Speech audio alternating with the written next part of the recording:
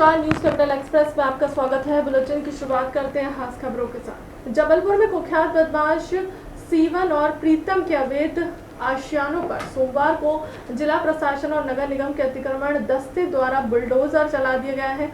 दोनों मकानों की कीमत 1,70,00,000 बताई जा रही है। अतिक्रमण कार्यवाही के दौरान किसी भी तरह की अप्रिय स्थिति न बने, इसके लिए भारी पुलिस बल तैनात था। मध्य प्रदेश शासन द्वारा भूमाफिया, राशन की कालाबाजारी, मिलावटखोरों, भूमाफियाओं के चिटफंड कंपनी के कारोबारियों और सूदखोरों के विरुद्ध सख्त कार्रवाई करने के निर्देश प्रशासन व पुलिस विभाग को दिए गए हैं। निर्देशों के तहत पुलिस और प्रशासन नगर निगम की संयुक्त टीम के द्वारा इस प्रकार के माफियाओं की लिस्ट और उनके द्वारा शासकीय भूमि पर किए गए अवैध निर्माण और कब्जे की जानकारी तैयार की गई है।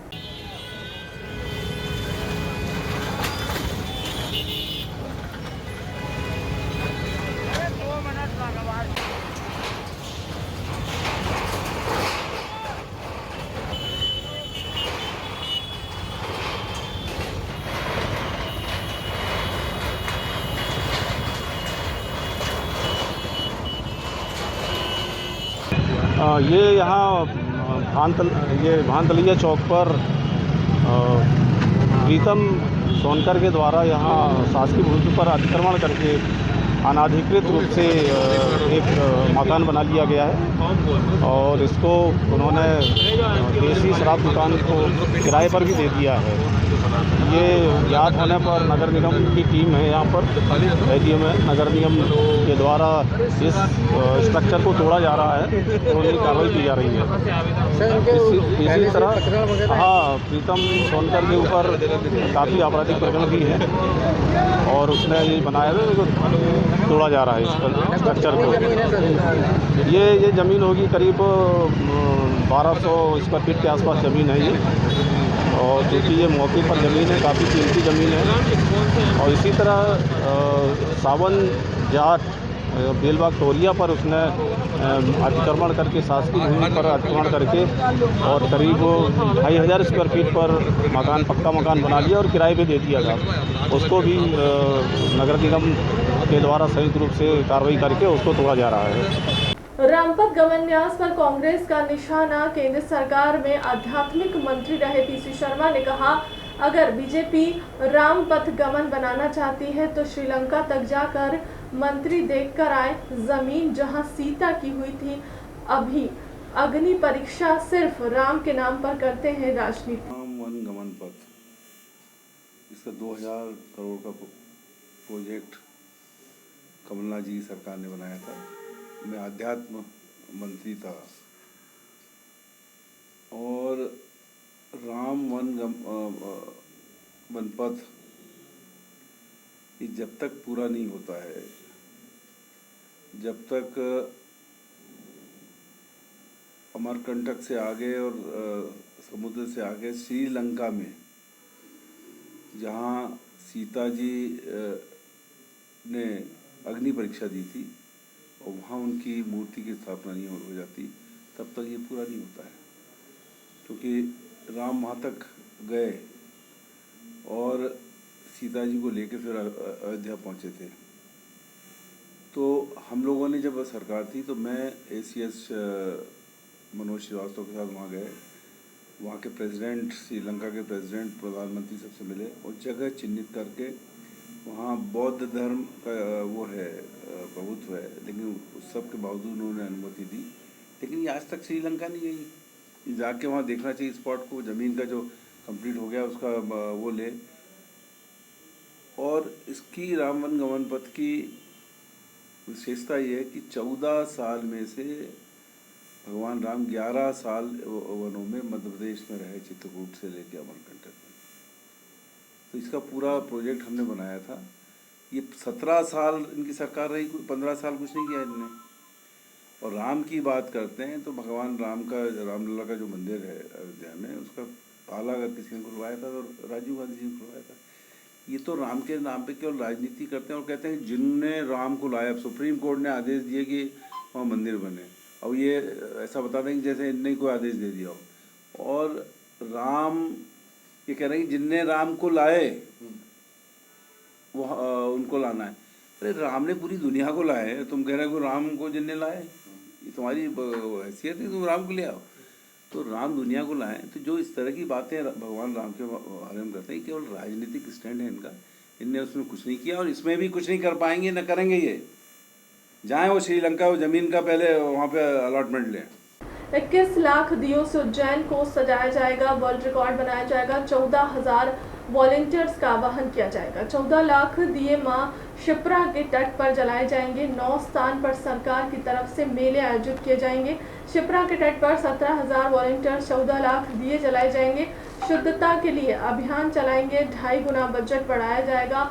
कोई काम नहीं रुका है, जितने भी प्रस्ताव भेजे हैं उन पर काम किए जाएंगे।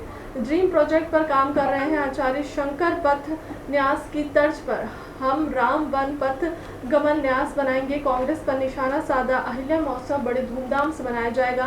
7 दिवसीय कार्यक्रम आयोजित किया जाएगा। जिला स्तर पर इसके प्रतियोगिता होगी। मैं बहुत ही आह्लादित हूँ और मुझे लगता है कि मध्य प्रदेश की पावन धरती, जो देश का हृदय प्रदेश है, वो अपनी संपूर्ण समर्पित भावनाओं के साथ महाशिवरात्रि का पर्व मनाने जा रहा है। और कल महाकाल भगवान भूत भावन की वो प्रिय नगरी है, वहाँ पर 21 लाख दिए लगाए जाएंगे और ये 21 लाख दिए लगाकर हम वर्ल्ड रिकॉर्ड बनाना चाहते हैं। 14 लाख दिए तो हम माँ शिप्रा के पावन तट पर जलाएंगे और वो सब दिए सुव्यवस्थित जलें, सुनिश्चितता हो उनके जलने की। इसलिए हमने 14,000 वॉलंटियर्स का आह्वान किया था, पर हमें बहुत प्रसन्नता है कि 17,500 वॉलंटियर्स ने अपना पंजीयन कराया। एक वॉलंटियर के खाते में 100 से के आसपास दीप आने वाले हैं और 14 लाख हम माँ शिप्रा के तट पर इन दीपों को प्रज्वलित करेंगे। बाकी 7 लाख घर, मंदिर, विभिन्न प्रतिष्ठानों पर दिए लगाए जाएंगे। अन्य शिवालयों में पूजा की तैयारी है जी, सभी शिवालयों में पूजन हो, इस बात का आह्वान किया है। और 9 स्थानों पर तो मध्य प्रदेश की सरकार की ओर से मेले आयोजित किए गए। कौन से 9? वो 9 है स्थान। इंदौर है, महू का एक, ये मंदसौर है पशुपतिनाथ मंदिर, टीकमगढ़ कुंडलेश्वर धाम, इंदौर में चक्की वाले महादेव, पन्ना में सिद्धनाथ मंदिर, खरगोन में देवी अहिल्या घाट, विदिशा में आमखेड़ा कालू, उज्जैन में त्रिवेणी कला संग्रहालय और महाकाल मंदिर, और रायसेन में भोजपुर। जबलपुर जिला कलेक्टर इलैया राजा टी द्वारा लगातार ISBT बस स्टैंड दीनदयाल चौक की व्यवस्थाओं को लेकर जायजा लिया जा रहा है। उसी क्रम में आज भी जिला कलेक्टर इलैया राजा टी ने निगम आयुक्त के साथ बस स्टैंड का दौरा किया और वहां पर बस ऑपरेटरों की एक बैठक ली। बस ऑपरेटरों की समस्याओं को भी जिला कलेक्टर द्वारा चुना गया है, जिसके बाद जिला कलेक्टर द्वारा बस ऑपरेटरों की समस्याओं का निराकरण करने का आश्वासन दिया गया। वहीं जिला कलेक्टर इलैया राजा टी ने कहा कि ISBT बस स्टैंड की बाउंड्री वॉल का निर्माण 93 लाख रुपए की लागत से कराया जाएगा। वहीं CCTV कैमरों की व्यवस्था की और बढ़ाई जाएगी। बस स्टैंड के पीछे तरफ अभी फ्लोरिंग का कार्य बाकी है, जिससे आने वाले समय में कराया जाएगा। वहीं जिला कलेक्टर इलैया राजा टी ने बस ऑपरेटरों का भी धन्यवाद दिया। सबसे पहले तो मैं bus operators association, auto association, ठेले वाले या फिर ना यहाँ बस स्टैंड के कितने भी लोग हैं उनको धन्यवाद करते हैं। बिकॉज लास्ट 1 वीक में डेफिनेटली इन लोगों ने, हमने क्या अपेक्षा इन लोगों से रखे हैं लास्ट वीक बताए थे, उनको सारे इन्होंने प्रॉपरली फॉलो किया है। तो हमारी ना RTO, हमारी है ना ट्रैफिक के ना पूरी टीम है एडिशनल SP के नेतृत्व में, उन्होंने भी है ना लास्ट 1 वीक में काफ़ी कुछ हद तक है ना व्यवस्थित करने के लिए ना कोशिश है ना किया गया है, व्यवस्थित हुआ भी है। एंड उसके बाद आज का मीटिंग में भी है ना काफ़ी कुछ हम लोगों ने तय किए हैं। इस चीज़ों को आगे भी है ना कंटिन्यूस है ना बनाए रखने के लिए और 15 डेज़ के बाद है ना 12 मार्च को वापस है ना मीटिंग होगा।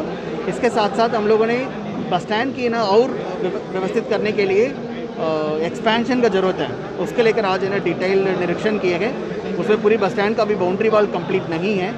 अराउंड 93 लाख में ना पूरी बस स्टैंड को है ना बाउंड्री वॉल बनाना है। उसको टेंडर है ना नेक्स्ट 15 डेज़ के अंदर लगाने के लिए ना निर्देश दिए गए। उसके साथ साथ है ना पीछे पूरा पक्का नहीं हुआ है अभी भी बस स्टैंड के एक्सपेंशन के लिए, उसका भी आई थिंक 1 करोड़ के ऊपर है ना मतलब एस्टिमेशंस बनी है, उसका भी है ना टेंडर है ना नेक्स्ट 15 डेज़ के अंदर है ना लगाने के लिए कहा है। CCTV कैमरास की नंबर्स संख्या है वो बढ़ाने के लिए ना कहा गया, और ड्रिंकिंग वाटर फैसिलिटी टॉयलेट्स हैं उसका है ना और व्यवस्थित करने के लिए कहा गया। नगर निगम की ओर से पहले भी है ना एक व्यवस्था था कि एक्स सर्विसमैन है ना सेफ्टी सिक्योरिटी के लिए काम करते थे। अभी नगर निगम कमिश्नर ने भी सहमति व्यक्त किया कि मतलब है ना वो तत्काल है ना वापस सेफ्टी के लिए एडिशनल है ना मैन पावर चाहिए बस स्टैंड के लिए, वो भी है ना इधर है ना डालेंगे। और एक ना गेट का इशू आई थी, उसके लेकर भी ना हम लोगों ने एडिशनल एसपी साहब, RTO साहब है ना और हमारे ना सिविल इंजीनियर उनसे लिया गया। वहाँ की TI साहब मैडम का भी है ना कहना है कि उस पर्टिकुलर रोड को भी है ना पूरा रिविजिट करने के लिए ज़रूरत है, देखने की ज़रूरत है। उसका रोड का बिट, रोड का डिज़ाइन और एक्सीडेंट ना हो वो, और मतलब वहाँ कितने गाड़ियाँ आ सकती है उसका पूरा है ना एक टेक्निकल रिपोर्ट है ना 15 डेज़ के अंदर है ना लेने के बाद हम लोग है ना वापस है ना अगली मीटिंग में ना इसके ऊपर डिसीजन लेंगे। सर कुछ परमिट की बात हुई, CNG की गैस की बात हुई, क्या वो इस मीटिंग से बाहर का एजेंडा था, बट फिर भी है ना उन लोगों ने बताया कि RTO साहब से भी डिस्कशन हुआ है। माननीय है ना उच्च न्यायालय के ना निर्देश अनुसार हम लोग कितने परमिट्स और जारी करना है उसको है ना तेज़ी लाएंगे, कैंप्स लगाएंगे, सो दैट है ना उनके लिए भी ना ईजी हो जाएगा। CNG के लिए स्टेशन है ना एडिशनल बनाने के बारे में बात हुई थी, बिकॉज कहाँ बनी हुई है वहाँ की ना रूट चार्ट है, उसी रूट पे जाने से ना रूट चार्ट का उल्लंघन हो रहा है। सो इसका थोड़ा सा एक बार है ना सूक्ष्म परीक्षण करेंगे, बिकॉज उसका वायलेशन भी ना हो उसका भी। और इवन अंतर्राष्ट्रीय मातृशक्ति सेवा संघ ने संस्था पर गलत प्रचार करने का आरोप लगाया है। संस्था ने 2 पूर्व पदाधिकारियों पर आरोप लगाते हुए कहा है कि इन महिलाओं को संस्था ने बाहर कर दिया है, जिसके बाद से महिलाएं हालात प्रचार सोशल मीडिया में वायरल कर रही हैं। अंतर्राष्ट्रीय मातृशक्ति सेवा संघ ने सोशल मीडिया पर भ्रामक जानकारी डालने का आरोप लगाया है। संघ ने इसको लेकर पुलिस आयुक्त से मिलकर शिकायत भी की है। संस्था से बाहर निकाली गई 2 महिलाओं पर गलत प्रचार करने का आरोप लगाया है। संस्था की पदाधिकारियों ने कहा कि हमारी संस्था महिलाओं के उत्थान के लिए कार्य करती है। जो आरोप लगाए जा रहे हैं वह आधारहीन है। उन्होंने कहा कि 6 मार्च को महिलाओं को लेकर रैली निकालने वाले हैं, इसको लेकर ये गलत प्रचार कर रही हैं। राष्ट्रीय अध्यक्ष हूँ। एक विज्ञापन फैलाया जा रहा है हमारे खिलाफ जिसमें कोई भी सच्चाई नहीं है। उसमें ये लिखा गया हमारी संस्था फ्रॉड है और हमारी संस्था पैसा लेती है, ना हमारी संस्था फ्रॉड है। हमने रजिस्ट्रेशन भी हमने कमिश्नर ऑफिस में आज सारे सबूत पेश कर दिए हैं। हमारी संस्था भी रजिस्टर्ड है और हमने आज तक किसी से 1 रुपये पैसा भी नहीं लिया। ये सिर्फ हमारी रैली को ख़राब करने की कोशिश की जा रही है। सिर्फ 2 महिलाएं 500 महिलाओं पे भारी नहीं हो सकती। हमारा पूरा संगठन एकजुट है। सिर्फ ये 2 महिलाएं हमारे संगठन से अलग हैं। क्या नाम है? क्यों ऐसा कर रही है? सिर्फ ये रैली खराब करने के लिए। क्यों रैली खराब करने के पीछे उद्देश्य क्या है? उद्देश्य ये है कि उनको इस संगठन से निकाल दिया गया है, तो वो ये नहीं चाहती कि ये संगठन कोई भी बड़ा कार्यक्रम करे। और जिस कार्यक्रम की मुख्य अतिथि अगर माया नरोलिया दीदी होती हैं या प्रज्ञा ठाकुर दीदी होती हैं, इसलिए। मुस्कान हीरानंदानी, जिला महामंत्री अंतर्राष्ट्रीय महिला सशक्तिकरण की। हमारी एक संस्था चलती है जो कि 6 तारीख को महिला दिवस के दिन रैली निकालने जा रही है। कुछ महिलाओं को हमने संस्था द्वारा निकाल दिया गया था, जो हमारे लिए सोशल मीडिया पे बड़े बड़े लोगों को मैसेज करके एक भ्रम फैला रही हैं कि हम लोगों ने 1 लाख रुपए लिया है और हमारी संस्था रजिस्ट्रेशन नहीं है, जिसका हम प्रूफ दे सकते हैं कि हमारी संस्था एक रजिस्ट्रेशन संस्था है। और वो जो मैसेज कर रही हैं वो मैसेज ये कर रही हैं कि हमने 1 लाख रुपए लिया है उनसे और हम संस्था के द्वारा 1 लाख रुपए लेते हैं, हमारी रजिस्ट्रेशन नहीं। जैसा कि मैंने आपको दिखाया कि हमारी संस्था रजिस्ट्रेशन है और हम लोगों ने आज तक किसी से भी 1 रुपया भी नहीं लिया है। जो भी कार्यक्रम होते हैं उसमें हम लोग स्पॉन्सर रहते ही हैं, क्योंकि हमारी संस्था अभी नई है, हम लोगों को कोई फंड नहीं मिलता है। हमने तो ऐसा क्यों कर रही हैं वो इसीलिए कर रही हैं क्योंकि हम लोगों ने उनको संगठन से निकाल दिया था। वो पहले संगठन में थी हमारे साथ और वो 2 महिलाएं हैं सिर्फ, एक सुनीति त्रिपाठी है और एक कविता करके हैं, बस 2 ही महिलाएं। और हमारे पास अभी 50 लोगों की महिलाएं हैं और हमारी जो 6 तारीख को रैली निकल रही है उसमें मुख्य अतिथि प्रज्ञा दीदी हैं और साधना भाभी का भी आने का है, माया नरोलिया जी आ रही हैं, वंदना जाचक जी आ रही हैं, सीमा सिंह जी आ रही हैं। कैसे जुड़ी थी और कैसे इनको हटाया गया? हमसे ये जुड़ी हुई थी। हमारा एक स्कूल भी चलता है जो पूजा दीदी हैं, पूजा शुक्ला दीदी हैं, ये राष्ट्रीय अध्यक्ष हैं हमारी संस्था की। इनका स्कूल चलता है, उनके स्कूल में ये टीचर थी, हम लोगों ने उनको जोड़ा था। वो कुछ तो भी हम लोगों के बारे में बाहर बोलती थी, हम लोगों को सुनाई दिया, बड़े बड़े पॉलिटिकल पर्सन को कुछ तो भी बोलना, तो ये हमारे लिए एक संगठन के लिए अच्छा नहीं था, इसलिए हम लोगों ने उनको दूर कर दिया था। अच्छा ये बताइए, आप पुलिस कमिश्नर से मिली हैं, क्या बात हुई है आपकी? पुलिस कमिश्नर जी से बात हुई है क्योंकि उनने ये भी मैसेज दिया है बाहर कि हम रैली में पथराव करेंगे और आपकी रैली को हम बिगाड़ेंगे। तो हमने कमिश्नर साहब से बोला है, कमिश्नर साहब ने हमको रिसीविंग दी है कि ऐसा कुछ नहीं होगा, आपको पुलिस प्रोटेक्शन दी जाएगी और हम लोग पूरी कार्रवाई करेंगे, उन लोगों को बुलाएंगे और उनसे बोलेंगे कि आप ऐसा ना करें। भाजपा के संपन्न निधि अभियान जिला भोपाल की बैठक संपन्न। बैठक में प्रदेश अध्यक्ष वी डी शर्मा और प्रदेश अभियान प्रभारी अनिल जैन रहे मौजूद। भोपाल जिले का लक्ष्य 5 करोड़ से बढ़कर 10 करोड़ हुआ है। मंत्री भूपेंद्र सिंह बोले, पैसा 2 मिनट में इकट्ठा हो जाएगा, लेकिन कार्यकर्ता जुटाए पार्टी फंड। आज हमारी भोपाल महानगर और ग्रामीण जिले की समर्पण निधि की हमारी बैठक थी। उस बैठक में हमारी व्यापक एक योजना जो हमने बनाई है उसको इम्प्लीमेंट करने का काम जो 11 तारीख से शुरू हुआ है, कल से उस अभियान को और गति देकर जो पूरे मध्य प्रदेश के अंदर हमने 26, 27, 28 में बैठकें की थी, आज भोपाल जिले और ग्रामीण की बैठक थी, उसमें भी व्यापक रचना बनी है। कल मैं सतना जिले के अंदर था, सतना जिले के अंदर भी सतना के समर्पण निधि की बैठक भी थी और उसके बाद मैं स्वयं भी कुछ स्थानों पर जाकर लोगों के यहाँ समर्पण लेने के लिए सतना के अंदर भी पहुंचा था। आज भी भोपाल के अंदर कुछ स्थानों पर जाएंगे। तो एक अलग प्रकार का माहौल पूरे मध्य प्रदेश के अंदर प्रत्येक बूथों से लेकर भारतीय जनता पार्टी के सभी कार्यकर्ता व सामान्य सदस्य भी अपने समर्पण के अभियान में लेने के लिए भी जुटा है और देने के लिए भी जुटा है।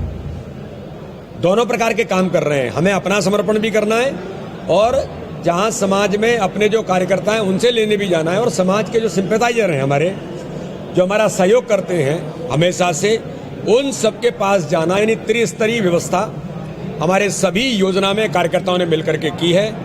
और मुझे बड़ी खुशी है कि इस अभियान को भी बड़ा प्रतिसाद समाज के अंदर कार्यकर्ताओं के बीच में, संगठन के कार्यकर्ता प्रत्येक बूथों तक अथक मेहनत के साथ इस अभियान को भी यशस्वी बनाने का अभियान बनाने का प्रयास कर रहे हैं। न्यू चौक से नगर colony Berasia road Lambakheda Bhopal ward क्रमांक 69 के समस्त रहवासी गण कॉलोनाइजर जय नारायण चौक से द्वारा इस कॉलोनी को नगर निगम भोपाल को हस्तांतरित नहीं करने के कारण त्रस्त थे। कॉलोनाइजर द्वारा सभी को प्लाट मकान खरीदते समय सर्व सुविधा युक्त, स्वच्छ और सिक्योरिटी युक्त कॉलोनी का प्रबंध दिया था, जो कार्य पूरा नहीं किया जा सका। एक पत्रकार वार्ता में कॉलोनी के अध्यक्ष RS अहिरवार ने बताया कि न्यू चौक से नगर कॉलोनी वासियों को अनेक समस्याओं का सामना करना पड़ रहा है। कॉलोनी की सिविल लाइन भी बंद पड़ी है, जिससे जहां सीवेज लाइन का गंदा पानी सड़क पर सरेआम बह रहा है। कॉलोनी के अंदर साफ सफाई हेतु झाड़ू तक भी नहीं लगाई जा रही है। नगर निगम को कई बार शिकायतें की गई हैं। वर्तमान में कोरोना संक्रमण तेजी से फैल रहा है। जी की मनमानी नहीं चलेगी, नहीं चलेगी, नहीं चलेगी। चौकसे जी की मनमानी नहीं चलेगी, नहीं चलेगी, नहीं चलेगी। अभी तो ये अंगड़ाई है, आगे और लड़ाई है। आवाज दो, आवाज दो। मैं पुरानी जो सोसाइटी बनी थी उसका मैं अध्यक्ष हूँ। क्या समस्या है आपकी? यहाँ जितनी भी मूलभूत समस्याएं होनी चाहिए, जैसे पानी की समस्या, यहाँ की मेजर प्रॉब्लम है। दूसरी, यहाँ पर सीवेज की इतनी विकराल समस्या है कि चारों तरफ सीवेज बह रहा है, यहाँ लोगों का रहना मुश्किल हो रहा है। तीसरी समस्या, यहाँ नालियाँ नहीं है, पानी इधर उधर बह रहा है और लोगों के घरों के सामने जो है इकट्ठा हो रहा है, मच्छर आ रहे हैं, बीमारियाँ फैल रही हैं। लाइट की तो यहाँ विकराल समस्या है, क्योंकि ये कॉलोनी चारों तरफ खेतों से घिरी हुई है। यहाँ पर मक्खी, मच्छर और जितने भी कीड़े हैं उनका प्रकोप यथा होता रहता है और बरसात में तो और भी विकराल रूप ले लेता है। लेकिन बेरसिया रोड से जो ही हम नीचे उतरते हैं, वहाँ से लेकर के और यहाँ तक कॉलोनी तक कोई भी लाइट की व्यवस्था नहीं है। कॉलोनी में भी कोई लाइट की व्यवस्था नहीं है, जिसके कारण आए दिन असामाजिक तत्व तो यहाँ पर अपनी गतिविधियाँ करते रहते हैं। यहाँ पर चोरी की एक विकराल समस्या है। मतलब इसके कॉलोनाइजर कौन है? यहाँ के कॉलोनाइजर श्री जय नारायण जी चौक से हैं और इस कॉलोनी का पूरा नाम है SBI स्टाफ कोऑपरेटिव सोसाइटी। ये रजिस्टर्ड सोसाइटी है। मतलब आपने अभी तक कितने बार अवगत कराया यहाँ की समस्याओं को लेकर? क्षेत्रीय विधायक से लेके आपने बताया कि नगर निगम को भी अवगत कराया, ऐसे कितने बार आपने अवगत कराया है प्रशासनिक अधिकारियों? 6-7 साल में यहाँ पर 6-7 साल से टॉप से लेकर के बॉटम तक मैं किसी को भी नहीं छोड़ा है, सबसे मैं पर्सनल करस्पॉन्डेंस की है, रूबरू में मिला हूँ, अपनी समस्याओं से अवगत कराया है, लेकिन अभी तक समस्याएं करीब करीब वैसे की वैसे ही बनी हुई है। तो क्या एक भी समस्या का समाधान किसी भी क्षेत्रीय विधायक के द्वारा या अधिकारी के द्वारा नहीं किया गया? आश्वासन तो सभी को दे रहे थे, लेकिन अफसोस का विषय है अभी तक कोई भी समस्या यहाँ पर सुलझी नहीं है, बल्कि ये समस्याएं और विकराल रूप लेती जा रही हैं। कारण शुरू में ये कॉलोनी छोटी थी और जैसे जैसे आबादी बढ़ रही है यहाँ पानी की विकराल समस्या होती जा रही है, यहाँ पर लाइटनिंग की विकराल समस्या होती जा रही है और यहाँ जो सीवेज बना हुआ है वो केवल 50 घरों के लिए सफिशिएंट है। मिसरोद पुलिस की बड़ी सफलता हाथ लगी है। पुलिस ने चोरी और नकाबजनी करने वाले 3 आरोपियों को अपनी गिरफ्त में ले लिया है। पुलिस ने बताया कि 3 दोस्तों ने मिलकर नकाबजनी बनाई थी। मिसरोद पुलिस ने नकाबजनी करने वाले गैंग के 3 लोगों को गिरफ्तार कर लिया है। आरोपी वारदात से पूर्व रेकी करते थे और दिन और रात के समय सूने आवास का ताला तोड़कर घर के अंदर घुसकर अपने एक साथी को घर के बाहर खड़ा करके कीमती चीजें, आभूषण, बिकल नकदी पर हाथ साफ कर लेते थे। आरोपी से 5 नकाबजनी, 1 चोरी सहित आधा दर्जन वारदात का खुलासा पुलिस पूछताछ में हुआ है। चोरी की वारदातें शहरी क्षेत्र में हो रही थी, उसमें जोन 2 और जोन 3 में विशेष दल का गठन किया गया था कि लगातार जो चोरियां हो रही हैं, अगर उसमें कोई गैंग सम्मिलित है तो उसको ट्रेस किया जाए। जो वारदातें थीं इसमें कुछ सूने मकानों में और कुछ सुनसान जगहों पे हो रही थी। कुछ शादी के जो फंक्शंस हैं उसमें बच्चे एक विशेष तरीक़ा वारदात का उपयोग करके ये वारदातें कर रहे थे। क्योंकि एक चैलेंज ये बना हुआ था पुलिस के लिए कि इनको ट्रेस करके जो वारदातें हैं छोटी बड़ी सभी को ट्रेस किया जाए और आगे होने वाली चोरियों पे भी जिससे लगाम लगे। जोन 2 और जोन 3 के जो हमारे उपायुक्त हैं उनके निर्देशन में ये टीम गठित हुई, जिसमें अतिरिक्त जो उपायुक्त हैं साथ में थाना प्रभारी हैं, उन्होंने बहुत ही इसमें उल्लेखनीय कार्य किया है पूरी टीम के रूप में।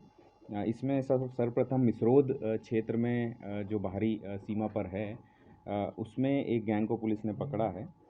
इसमें जो चोरियां दर्ज थीं वर्तमान में 2022 में ही, उसमें गैंग को पकड़ा गया है, जिसमें जो मशरूका है उसमें ज्वेलरी ज़्यादा है, सोने चांदी के आभूषण इसमें गए हैं और साथ ही जो मशरूका है बरामद का उसके आपको चित्र भी पिछले मिले, मोटरसाइकिल भी है इसमें। 3 आरोपीगण इसमें पुलिस ने गिरफ्तार करे हैं। उनसे पूछताछ करने पर अभी तक 6 वारदातें मिली हैं। इसमें आगे रिमांड पे लिया जाएगा तो कुछ और अन्य वारदातों का भी खुलासा हो सकता है, कुछ अन्य थाना क्षेत्रों की भी इसमें हो सकती हैं।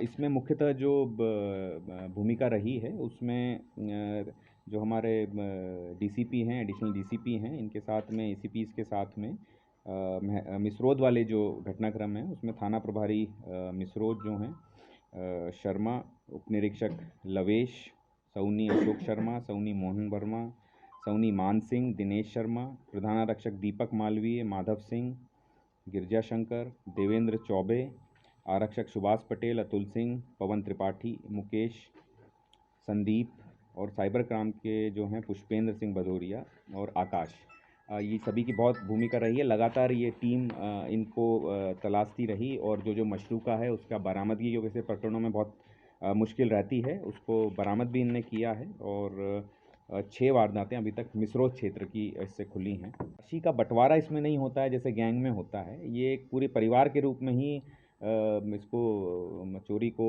करते हैं, तो उसको साथ में ही पूरी राशि को रख लिया जाता है। मशरूका बरामद हुआ है वाले मामले? हाँ, उसमें मशरूका भी मिल गया है। जो लिफाफे जैसे मैंने बताया, जो राशि गई थी, जो लिफाफे गए थे वो पुलिस ने बरामद किया। सर, इसमें ज्वेलरी वगैरह मिली है, अगर इन लोगों ने किसी को बेचा है उसका पता?